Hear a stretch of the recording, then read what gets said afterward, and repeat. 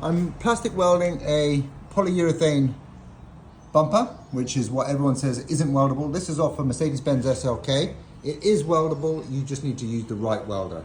So what I'm using is the Polyvance airless welder with a polyurethane welding rod, and that will allow me to do it. So next we're going to weld the outside of the crack. I've just applied some aluminium tape on the outside. This is so that it helps dissipate the heat when I was welding from the inside.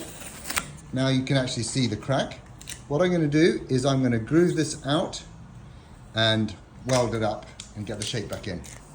So to groove out the crack, I'm going to use a belt sander, and I've got a really coarse, almost, I think it's about a 40 grit belt on there. You can see how rough that is. We want that roughness because that's what the new welding rod is going to adhere to and create a nice, stronger weld. So not only have I created a really rough finish on this area, but I've also grooved it out. So we're going to get a slightly deeper weld along that groove, which follows the line of the crack. So using the polyurethane, I'm going to feed it through my airless welder.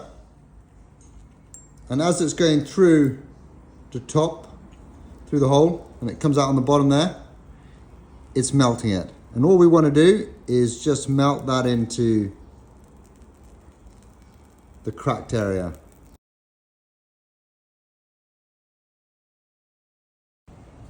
So whilst this is cooling down, and you don't need to worry about the fact that I've gone over the paint because that's all going to be sanded back, just give you a little bit more information about the Polyvance airless welder.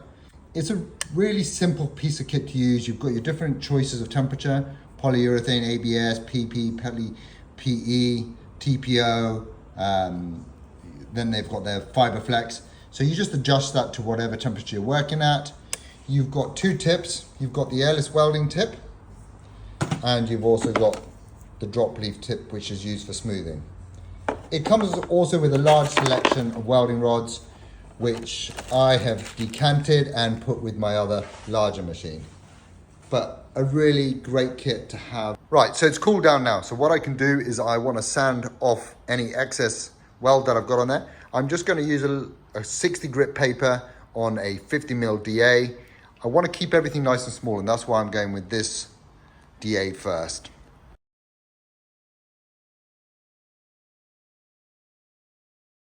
At this point, it's really important that you don't heat up the plastic too much. So make sure you don't overwork one area, move it around and come back to that area.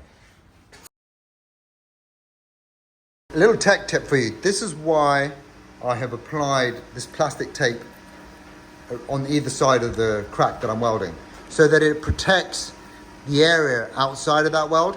We're trying to keep this repair small, so we don't want to be making a larger repair area for ourselves. So you can see how the sander's already eaten away at this, so I'm going to just apply a little bit more. I'm also going to use some guide coat in a minute, some guide coat, and I'm going for dry guide coat. This is going to show me any high or low spots.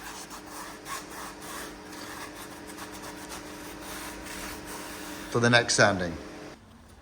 I'm now going to drop down to some 120 and 180, and I've gone for a 75mm DA for this job. So what's the purpose of using a guide coat? Here you go. So you can see the low areas and the high area. So I need to make this all one uniform creamy color. A little tech tip for you. You may have seen I've added a foam interface pad. And the reason for that is because we're working on edge here, it's gonna accept that contour a lot better than if I was working just with the actual hard backing pad. There you go, guys. That is how you weld up a PUR or polyurethane problem plastic bumper that a lot of people think that can't be welded. All I need to do now is give it a quick skim of some UV putty, apply some UV primer, and get it into paint. If you have any other questions you'd like to know about the procedure or anything I use, please just put them in the comments.